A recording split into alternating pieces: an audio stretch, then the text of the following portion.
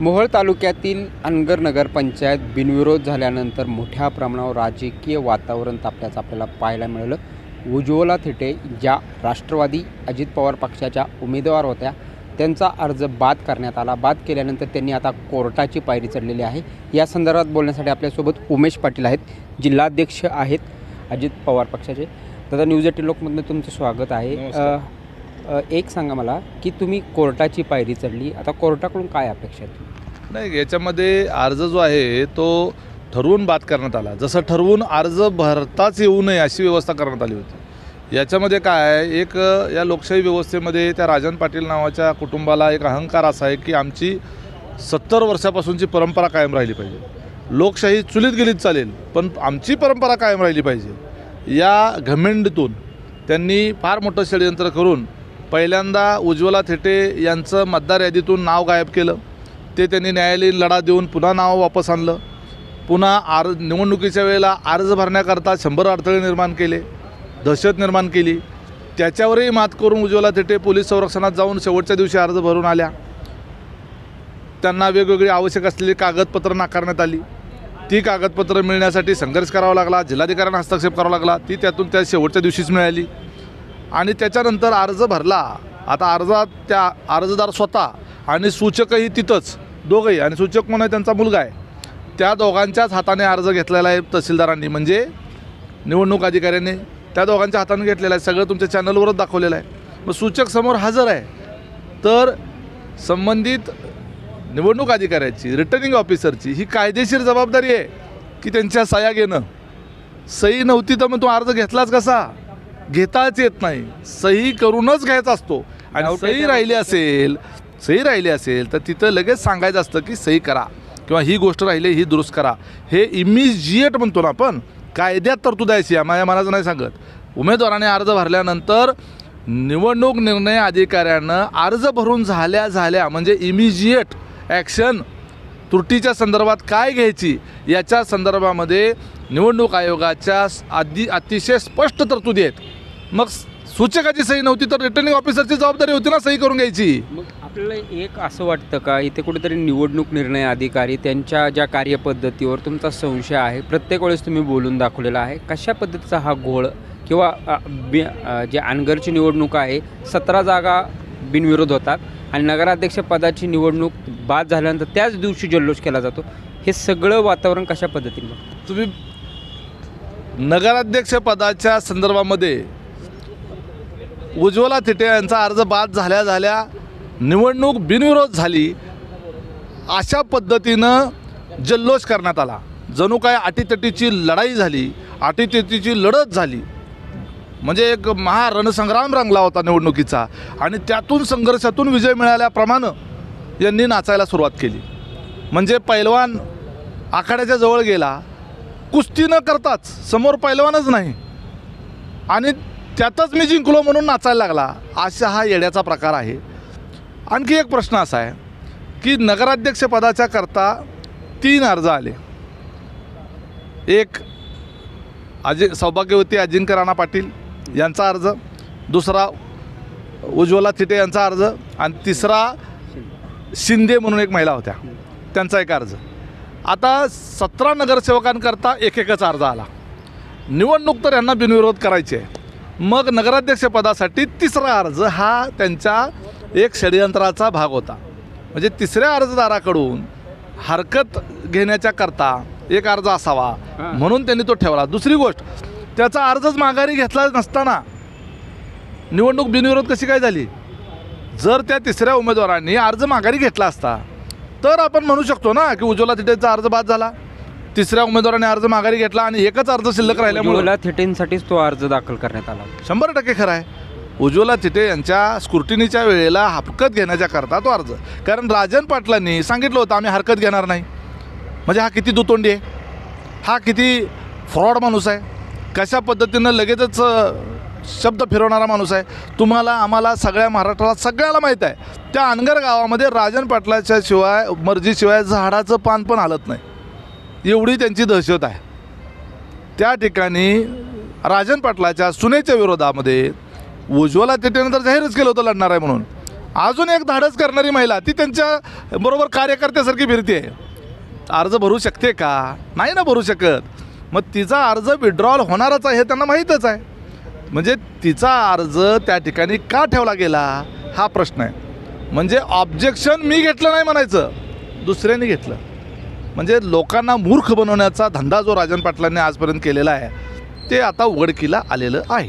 आपण पाहतोय की कुठेतरी बाळराजे पाटील यांनी मोठ्या प्रमाणात अजित पवारांना चॅलेंज दिलं की अनगरकरांचा नाद करायचा नाही. दुसरीकडे राजन पाटील असं म्हणतात की त्यांनी पदरात घ्यावं, अजित पवारांनी शरद पवारांनी त्यांना पदरात घ्यावं, पवार कुटुंबियांनी. कशा पद्धतीने अजित पवारांसोबत काही ह्या संदर्भात बोलणं झालं आहे किंवा अजितदादा त्यांना आता या गोष्टी संदर्भात काय सुचवू इच्छितात का, कशाबद्दल? यांची पापं पदरात घेऊन घेऊन पवारसाहेबाचा पदर फाटून गेला. आता अजितदादा काय पापं पदरात घेणारा नेता नाही. त्यामुळं काका मला वाचवा असं म्हणत राजन पाटील यांनी पवारसाहेबांच्या चरणी लीन होण्याचा आणि लोटांगण घालण्याचा निर्णय बाळराजे आपल्या सुपुत्राच्या वक्तव्याच्या संदर्भानं घेतला. त्यांना माहीत आहे की अजितदादांचे काका म्हणजे पवारसाहेब. त्यामुळं काका मला वाचवा अजितदादाच्या कोपापासून असं त्यांना ती म्हणायची परिस्थिती निर्माण झाली.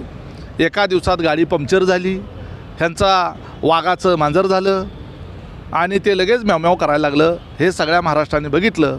आता यांना सतत म्यावम्याव करतच बसावं लागणार आहे.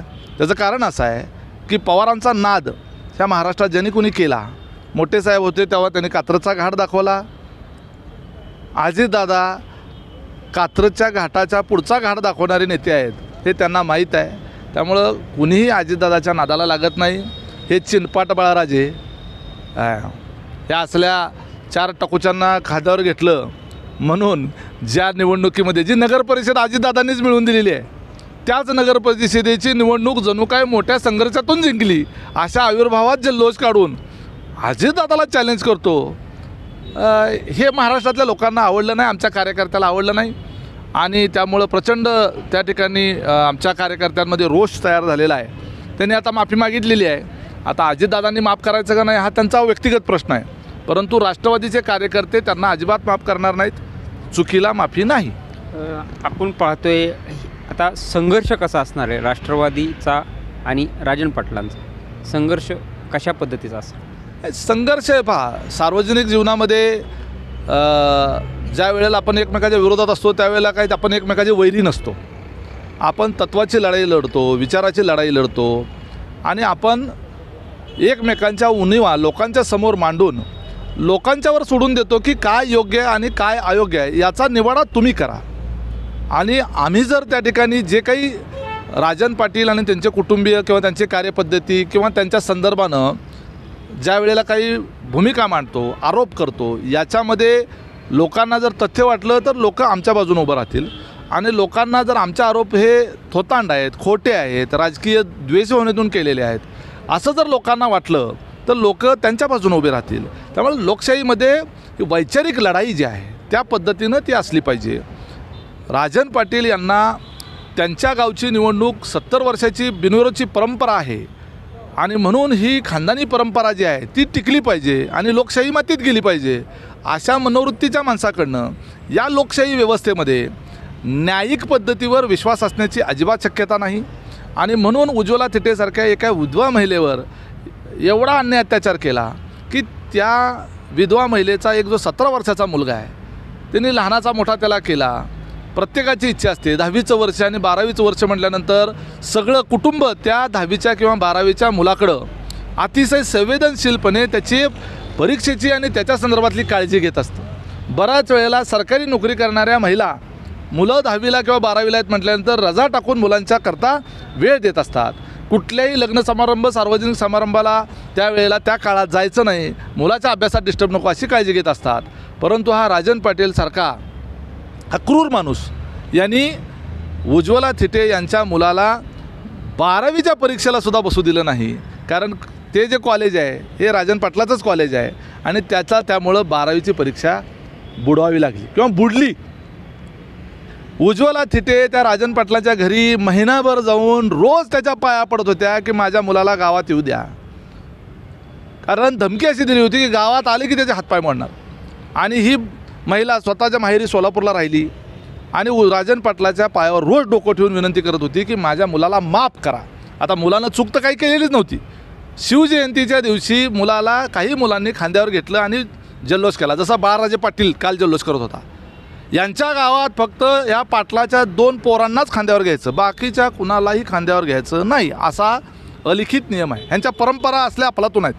आणि ह्याला खांद्यावर घेतलं म्हणून त्याला मरोस्तर मारलं. इतकी अहंकारी माणसं आहेत, इतकी विकृत माणसं आहेत आणि इतकी कृतज्ञ आहेत. ज्या पवारांनी एवढं सगळं साम्राज्य उभा करून दिलं, 15 दिवसात पक्ष बदलल्याबरोबर तुम्ही फटाकड्यावर पक्षाचा झेंडा जाळताय आणि अजितदादाला चॅलेंज करताय.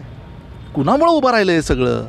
एवढ्या सगळ्या उभ्या महाराष्ट्राला, या मोहोळ तालुक्याला सुद्धा समजलं, एव्हान काय पवार कुटुंबाला सुद्धा समजलं की किती कृतज्ञ माणूस आहे हा, किती त्या ठिकाणी कृतज्ञतेचा जर परिमाण लावायचं म्हटलं तर राजकीय नेत्यांमध्ये नव्हे तर कुठल्याही माणसांमध्ये भारतात ह्याचा पहिला नंबर लागेल. इतका हा कृतज्ञ माणूस आहे राजन पाटील. आणि त्यामुळं भारतीय जनता पार्टीनं सुद्धा ही गोष्ट लक्षात घेतली पाहिजे की 40 वर्ष ज्या माणसाला एवढं साम्राज्य उभा करून दिलं, तो नेता जर एवढा कृतज्ञ असेल तर उद्या तुमच्या बाबतीत काय परिस्थिती निर्माण होईल एवढं बघा. पालकमंत्र्यांच्या अवघड जागचं दुखणं हा माणूस होणार आहे, एवढं मी तुम्हाला नक्की सांगू शकतो. आपण पाहतोय की उमेश पाटील यांनी राजन पाटील यांचा त्यांच्याच भाषेत समाचार घेत कुठेतरी मोठ्या प्रमाणावर टीका केल्याचं पाहायला मिळतं आहे. प्रीतम पंडित, न्यूज 18 लोकमत, सोलापूर.